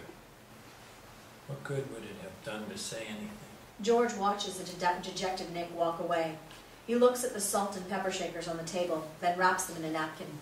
Exterior, Indian Reserve, swamp, day. Heavy equipment rolling in. Nick's on his cell. Why? It's the right thing to do. But Nick, a swamp? You want me to do something? I am. Nick hangs up. Interior, Isaac's house, kitchen, night. Nick studies photos. He takes another swig of his rum. Photo rings, rings, rings. Answering machine kicks in. You have reached Isaac fully. I am not home. Kindly leave a message. Beep. Silence. Caller does not leave a message. Interior, Isaac's house, home office, later. Open file cabinet. Paperwork everywhere. Nick opens a folder labeled Nicholas, cancel checks, and a photo fall out. Insert canceled check, payable to McGill Foster Home. He picks up another check. Insert canceled check, payable to University. Remarks, anonymous, Nicholas. Nick picks up the photo. A black man, younger Isaac, in his colorful African robe, holds a white baby, Nick, already with dark curly hair. He has a smile. Nick sits back in disbelief. Our kids may not see or hear from their birth parents, but it's been my experience they're never out of their child's life. Interior Police Department, day. George is on the phone. I need you to rush those tests. Jesus, George, our champions. I screwed up once. I'm not going to let this kid down. He needs to know who his father really is. We're backlogged. Listen, you better do that, because I All really... right, I'll talk to Kim. Maybe she can use her hospital connections to fast track it. George slams down the phone. Interior Isaac's house, kitchen, day. Nick opens the door. Startled, he jumps back. It's Philip. He's carrying a box labeled, for Nicholas. Interior Isaac's house, kitchen, later. Nick stares at a crayon drawing. A small boy, long black curly locks of hair. Woman and curly-haired black man holding hands. A black and white rainbow in the background. Nicholas, it's not black. It's not white. Rainbows are God's way of opening up eyes to a world full of color. Quick flash. Nick's first vivid recollection, 1989. Young Nick sits at kitchen table. Helen hands him a gold coin and clasps his hands closed. I hope you can forgive me. Hold it tight and pray. Back to scene. A suspicious husband, angry father, she was trapped. She must have fought the guilt, shame and fear that Guy would come back and finish the job. Philip picks up a photo. Helen, Isaac, and small boy. Back then, nothing about it was right. Nick looks at photo, then at crayon drawing. For years we didn't talk, then the night before she died, she brings that to Kim. Made her promise to keep it safe, to tell you she loved you. For some reason she loved Isaac. Even after you were... I prayed he was dead. Thought he really killed her. I didn't want to believe she killed herself. Isaac certainly didn't. Kim was adamant she did. Kim, but... When they were kids, Helen accidentally crashed their bike. A freak accident. We got married and learned Kim couldn't have kids. Because of a bike accident? And Helen got pregnant. In school she was my girl. So full of hope, life. Then she died. Flashback. Interior Isaac's house, night, 1989. A crack of thunder. I have to go away for a while. Interior Isaac's house, bathroom, later. Through crack in bathroom door, darkened figure hovers over bathtub. Interior Isaac's house, bedroom, same time. A flash of lightning illuminates the haunting image of a 6-year-old Nick hiding under a bed. He covers his ears. I thought it was my fault. Interior Isaac's house, later. Young Nick peers through an open window to see a man wheel out a black body bag. He then sees young George, the police officer with a mustache on police radio. Nothing police can do. Seems straightforward. George opens black body bag to reveal Helen's face. George motions towards the coroner's vehicle. I couldn't save her. Young Nick's face blazed with shock. He told us to take the boy. He came to us when he was 6. We could never tell him where he was born. Isaac appears. Nicholas is not a white mistake. End flashback. I thought he hated me. Listen, Nick, whether Isaac was your biological father or not, he married Helen and they loved you. Philip hands Nick a diary. For whatever reason, I think they knew this town was not ready for you, and that by getting away from here, you'd be safe. Have a better chance. Interior Isaac's house, kitchen, night. A rum bottle sits upside down in the sink. Nick sits down at the kitchen table to read his mother's diary. Interior Isaac's house, kitchen, later. Nick's glued to the page. We named him Nicholas. In Greek means victory of the people. Nick smiles. His mother, the world traveler and dreamer. Interior Isaac's house, kitchen, later. Nick's finger traces across the page of a diary. Insert page. In Sudan, women who are raped are put to death. The husband is disgraced. In my heart, I believe Isaac's biggest fear is the kind of life Nicholas will have. A tear rolls down Nick's cheek. Montage, Indian Reserve, swamp sequence. Immigrant workers climb trees effortlessly. Immigrant workers use chainsaws like surgical instruments. Immigrant worker operates crane to make a log swamp road. Wide-tired skidders drag timber down swamp road. Wide-track crane loads trucks. Trucks haul timber up the cut line. Robert and Lloyd watch in disbelief. Workers know their job. End montage. Exterior, sawmill woodlot, day. Log drivers deliver timber. Philip watches on from a distance. Exterior, sawmill fence line, night. Hooded, darkened figure cuts through fence of complex. Exterior, sawmill woodlot, moments later. Bem and Nia approach a log stack. Darkened figure rams Bem into the stack. Logs tumble down on him. He's knocked out. Nia charges darkened figure. They fall into a pond. Darkened figure holds Nia's head under the water. She fights back. Nick charges in and grabs darkened figure. They wrestle. Nick forces darkened figure's head under the water. Flashback, interior Isaac's house, bathroom, night, 1989. Rain beats down on the roof. Nick peers through a crack in bathroom door. He clearly sees Helen held underwater in bathtub by a darkened figure. Darkened figure turns, lightning flash. It's a young Kim. End flashback. Nick rips the hood off. It's Kim. Their eyes lock momentarily. Kim starts to fight back. Nick cocks his fist.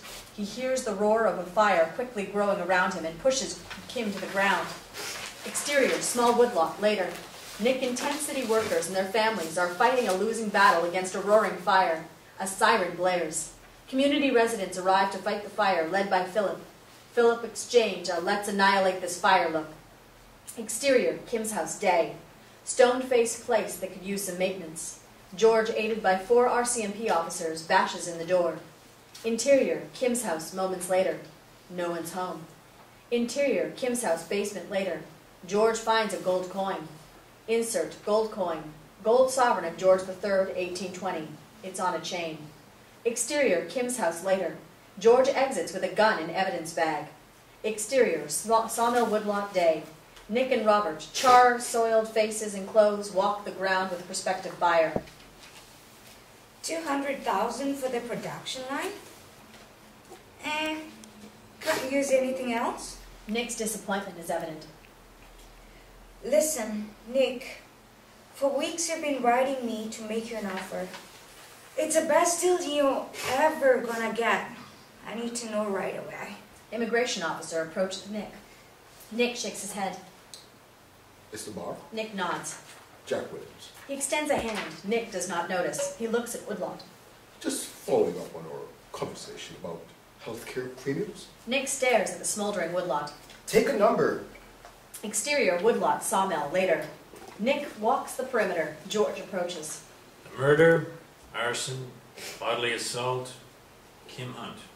She torched the hotel, nearly killed you. She'll spend the rest of her life in prison. Nick, still in disbelief, a woman would do this. Your mother's suicide is now ruled murder. Kim showed up to visit your mother, spiked her coffee. Well, you know the rest. I knew it! She told me she was going away for a while. She wouldn't kill herself. As for the rape, well, it's the most perverse thing I've ever heard. Our nurse Kim was very busy. She overpowered and impregnated her victims with Philip's sperm, then swapped out the specimen samples we tested to protect Philip. Philip's my father? George pulls out gold coin on chain. He searches for words. Fear, secrets, big mistakes were made. Kim Hunt got away with it 27 years ago. Nick, Isaac's your father. Nick, dazed, confused, puts the chain around his neck. Isaac's your biological father. Matched your DNA to his. George hands shakers to Nick. Nick holds one in each hand, as if weighing them. Got a little hobby, collecting coins. Mint condition, that coin is worth a little coin. Exterior, coastal business, day. Nick's SUV pulls up. Interior, Nick's SUV, moments later. Nick stares at gold coin. A look of determination sets in. Exterior, coin shop, later. Nick's SUV pulls up. Interior, coin shop, moments later. Nick's in shock. Coin collector hands gold coin back to Nick. Interior, coastal business, Sean's office, later. Nick meets with Sean, who studies a gold coin. $2 million? 3 if in mint condition. Your pot of gold at the end of the rainbow. Gold? Rainbow sawmills? Get it? Nick nods, a bad pun at that, but true. You could finally stop the bleeding, sign off on the sale. You'd become a partner in the firm. Get that house, the boat. You'd be set for life. Interior, hospital, private room, day. Naya, bruised and bandaged, surveys the room. Nick peeks in. I can't pay for this. Emotions, don't worry. Unable to contain himself, blurts. They got her! Naya tries to speak. My great-grandfather would be very proud and grateful. Alfred Rainbow, my great-grandfather. Naya's shocked. My mother, Helen Foley. Isaac's my dad. Nick starts to leave, then turns to Naya. Curls natural. Naya lays back and smiles. Interior, Isaac's house, bathroom, day. Nick grabs his African zap. He pauses and looks into mirror at his curly hair. He tosses the zap into the garbage. Interior, hospital, private room, later. Naya's dressed, head bandaged, bruises on her arm visible. She sits on edge of bed and stares into space. Shame, guilt, anger. No one can imagine what it does to the human spirit. The legacy of destruction the innocent must live with. Nick nods. He understands big time. We came from a whole country looking for our reason to hope, in search of the dream. We never heard of Hope BC. Thought we found it here. Naya musses up Zach's hair. They tried, but they can't take away our hope. Hope. Dreams. Thought I just had nightmares. But deep down inside, I guess there was hope. Dreams live here. It can be a pretty scary place, especially when they turn into nightmares. Naya rubs her heart. Hope lives here. Naya rubs Zach's heart. And here. Not out there. Nick sits in amazement after all they've been through. I couldn't do it. Go through what you did. Just pray for forgiveness and to forgive. It takes time, but things get better. Otherwise you wilt die and they win. Kim could have killed you. Naya finds some hidden energy, becomes animated, and stands. After all this time, you still don't know me that well. I would rather die fighting for something I believe in. If I give up, I'm already dead. Exterior, town hall, day. Robert speaks to an angry crowd gathered. Mill's broke. Got an offer that'll shut her down for good. Crowd chants, burn it all down. Interior, mayor's office, same time. Philip packs up Kim's office as he hears chant. He picks up a photo, Kim and Philip in happier times. He smashes it. Exterior, town hall, moments later. Philip pushes his way through the crowd. The market for our timber will be gone. Jobs lost. Exterior, town hall, parking lot, same time. Nick's SUV pulls up. Exterior, town hall, moments later. Nick spots Philip, pushed to the ground. He barges through crowd. We've got to stop all bickering. Nick helps Philip to his feet. He didn't do anything. He didn't know. Nick spots Naya, bandaged and bruised on crutches. She didn't do anything to you. All they ever done is try to help save the mill, our community. Crowd chants, send them home. We've got a proud history. Fought for freedom and protection of our families, our town. We pretended to hide the scars. We won't share our heritage with them and refuse to hear theirs. Nick stares at Robert, then Lloyd. We laugh at their dress. We get upset when they wear a turban into our legion. Want them out of here. What do your kids know about your heritage? Nick pans the crowd. Ignorance is not a defense. Nick steps up beside Robert. I'm Isaac's Foley's son. Murmur in crowd, an audible, but he's white. I'm one of them. I'm one of you. The crowd goes silent. This is home. If we made half the effort that they have, well, this would have been their home too. Lloyd steps up beside Nick. She's a doctor. She saved my brother's life. And who am I kidding? I have a lot to learn from them. Nick and George exchange a glance. Nick holds up a gold coin. My grandfather, mother, and father have given us choice. They believe in hope. Nick looks over at Zach. Our future needs hope. He surveys an attentive crowd. Do you? A moment of silence. An undercurrent of voices grows. I do. Robert and Lloyd raise Nick's arms in victory. We do. Crowd cheers. Exterior, Indian Reserve, swamp day. Chainsaws roar. Heavy equipment drags timber onto dry land. Exterior, Indian Reserve, forest continuous. Bem walks diseased trees with Lloyd and offers advice. We feed trees a high acid mix. Come at it from the inside out. The tree repels beetles. Lloyd's absorbing everything Bim's telling him. Exterior, Indian Reserve, forest later. Lloyd directs immigrant and community workers felling trees. Exterior, sawmill woodlot day. Series of trucks unload timber. Interior, sawmill production line day. Immigrant workers turn their timber into lumber. Bem shows Robert new procedures for operating saw. Exterior, sawmill lumberyard day. Trucks arrive and are loaded with finished lumber products. Exterior, new community subdivision day. Forklifts unload lumber. A good old barn raising like event. A unified group of workers raise framed walls of new houses. Exterior, sawmill administration day. Community, reserve, and tent city families gather to christen new sign. Hope Rainbow Sawmills. Nick motions to Philip in the crowd to join them. Lloyd, ceremonial dress and feather headdress, passes a peace pipe to Nick. Cheryl nudges Zach. She pulls out a photo and points to Nick. Insert, photo of Alfred N. Rainbow, small boy chief. Nick is the wide-eyed kid watching Alfred smoking a peace pipe with an Indian chief. Nick passes pipe to Philip. Philip passes pipe to Naya. Naya passes pipe to Robert. Robert passes pipe to Bem. Exterior, Indian Reserve Forest Day. Immigrant and native Indian kids playfully plant new trees in harvested area. Exterior, Tent City Field Day. Philip cannot believe his eyes as he witnesses a level of soccer play he could only dream of for the town's team. Where'd you learn to play like that? My mom.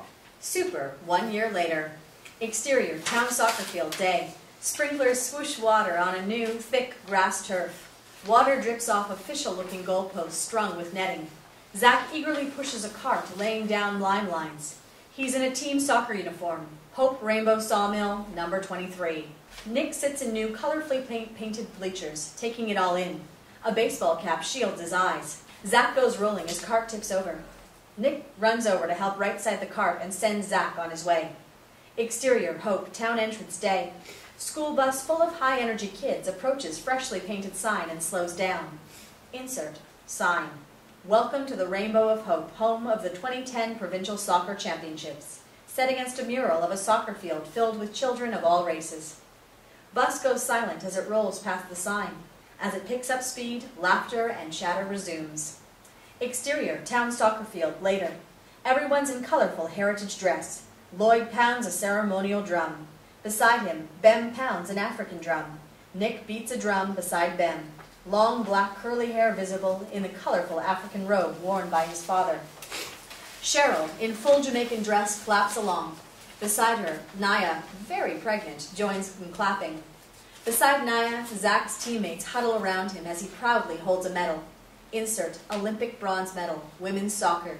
Zach points towards his mother, then back at the medal. Exterior, Town Soccer Field, later. Zach's team is cheered on. Zach gets a breakaway. On the sidelines, Philip, with clipboard, screams, Run, Zach!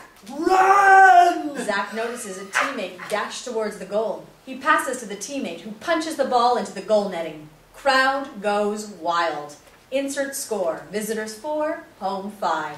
Nick and Naya are ecstatic. Nick starts to hug Naya. Naya doubles over in labor. Interior, delivery room, later. Naya bears down just as a gowned Nick enters. Delivery room doctor motions to Nick's baseball cap. He removes it, releasing his black curly hair.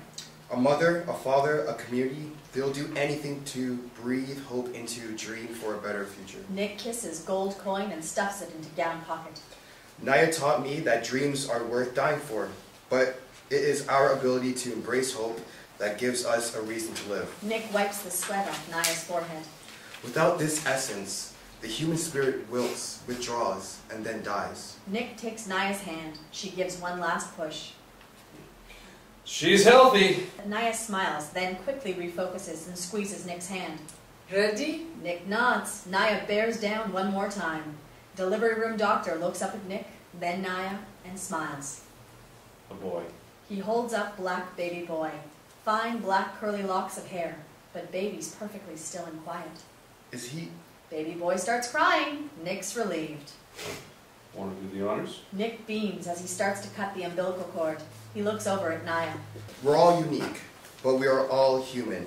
We all take our first and last breath the same. Red blood flows through our veins.